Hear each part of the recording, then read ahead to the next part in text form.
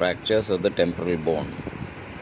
The longitudinal fracture type is more common, nearly 80 to 90% of temporal bone fractures, and this results from temporoparietal impact. The fracture line is parallel to the longitudinal axis of the petrous part of the temporal bone.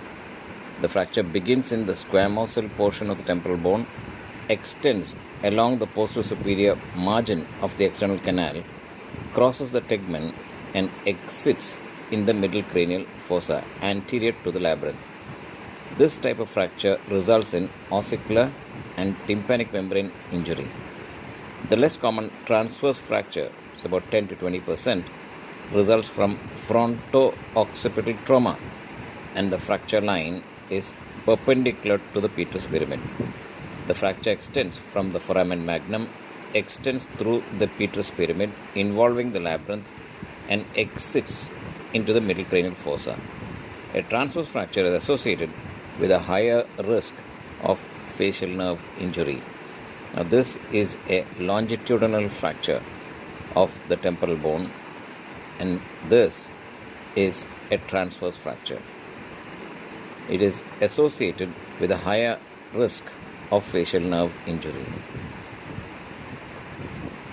There is a newer system of classification of temporal bone fractures proposed by Kelly and Tammy, and this classifies fractures depending on whether the otic capsule is spared, that is the otic capsule sparing fracture, or violated, called otic capsule violating fracture. The otic capsule sparing fracture is much more common, resulting from a temporoparietal blow, and has an increased incidence of conductive hearing loss due to ossicular injury. The otic capsule violating fracture results from occipital blow and has a higher incidence of facial nerve paralysis, sensorineural hearing loss, and CSF fistula. This new classification system shows better correlation with clinical outcome and complications. On CT images, the otic capsule violating fracture line can involve the vestibule, semicircular canal, cochlea, and facial nerve.